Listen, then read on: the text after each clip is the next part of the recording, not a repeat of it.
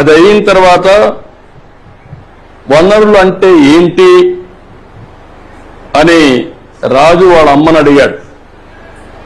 అడిగినప్పుడు వాళ్ళ అమ్మ చెప్పింది ఏం చెప్పిందంటే, మన అవసరాలు సంతృప్తి పరచడానికి ఉపయోగపడేది ఏదైనా సరే అది ఏమంటారు? వనరులు అంటారు. మీ చుట్టూ ఒకసారి పరిశీలిస్తే అనేక వనరులు మీరు గమనించవచ్చు.